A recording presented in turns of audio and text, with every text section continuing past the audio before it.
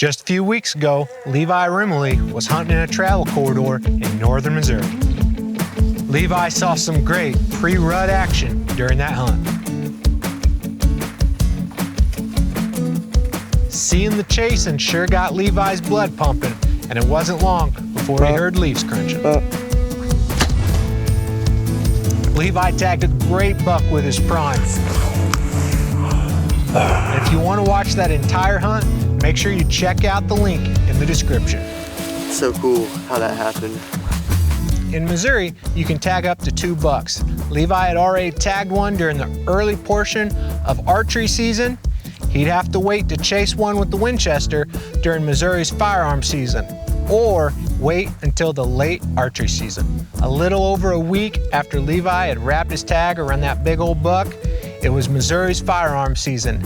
And during the morning of November 13th, Levi was in a Redneck Blind overlooking a utility easement. What's up, guys? It is November the 13th up here in North Missouri.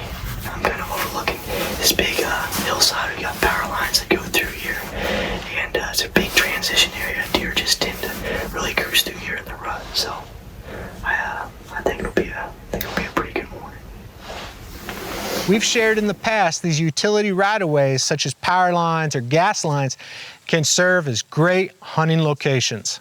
Hunters with a firearm can see a long ways, and usually these right-of-ways are cut right through areas that tend to be sanctuaries, areas where hunters may not be able to effectively hunt during other times of the year. So deer feel very secure there, and you're able to look right through that sanctuary and catch deer crossing. It's a very effective hunting strategy.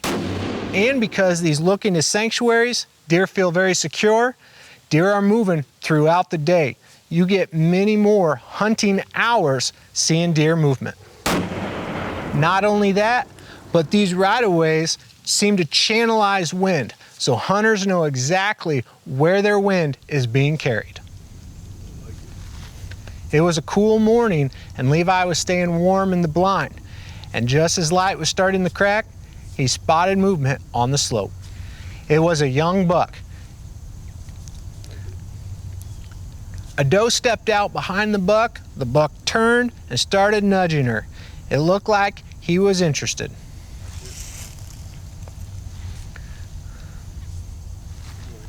It seemed the buck lost interest and he started going up the slope while the doe went into the timber.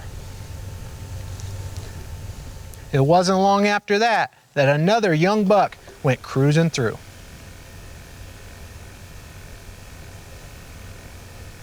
As the sun started coming up, Levi spotted a doe over on the hill. We've seen this a lot. When that sun hits that hill, it starts warming up the vegetation. There may be frost on that vegetation, starts thawing, and the warmth of that sun, deer tend to move along that sun line. Sure enough, this doe was staying and feeding in the sunlight. Knowing deer were in the area, Levi decided to pull out a pair of antlers and start rattling to try to pique the interest of a buck. Rattling communicates 2 bucks are fighting over a receptive doe. And a buck in the area that's not with a receptive doe, well, he can hear those antlers hitting, and he may want to slide in and take advantage of the situation. Rattling can be an effective technique, but oftentimes blind calling, just rattling or grunting and not seeing a deer, we often like to do that if we have some type of barrier behind us, something where deer can't slip in behind us downwind, catch our scent, and be alerted to a hunter's presence. However, Levi's hunting in a Redneck Blind. He can rattle, close those windows, keep his scent inside. That way, deer in the area can't slip by and detect him. That's why if you're hunting out of a quality blind, you can often see better results blind calling. It wasn't very long before Levi saw a nice set of antlers step into the power line.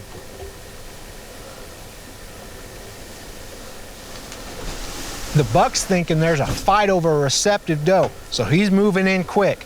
Levi's got to get both the Winchester and the camera lined up on the buck.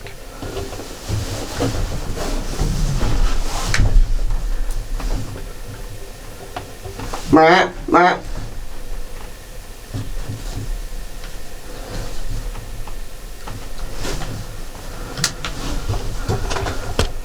Meh, meh.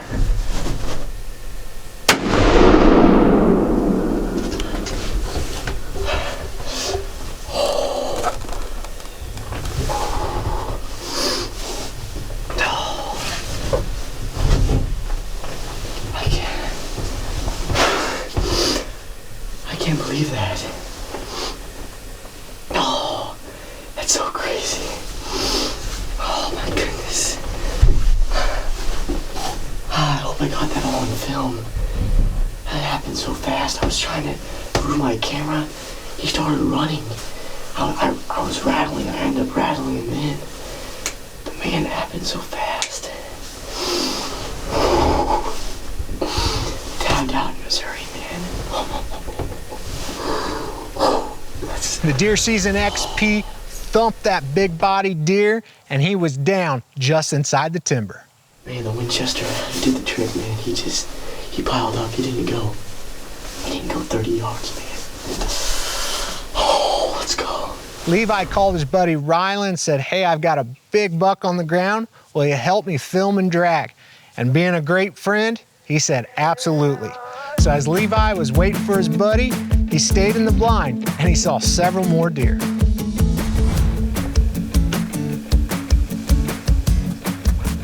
Alrighty guys, so we just got back here. I grabbed my buddy Rattling. He's behind the camera now.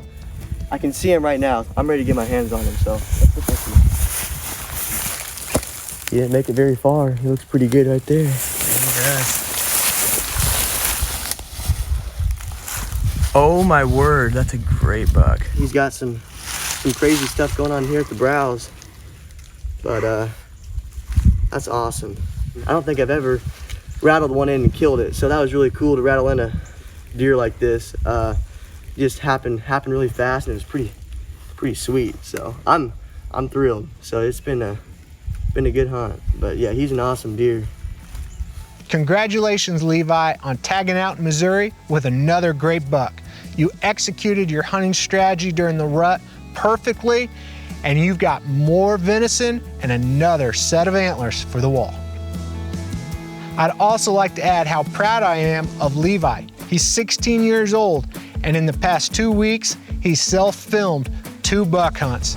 It takes a lot of maturity as a hunter to slow down and capture the entire hunt on camera. That way, we can all enjoy his hunts. Well done, Levi. Levi's tagged out, but he's not staying in the house.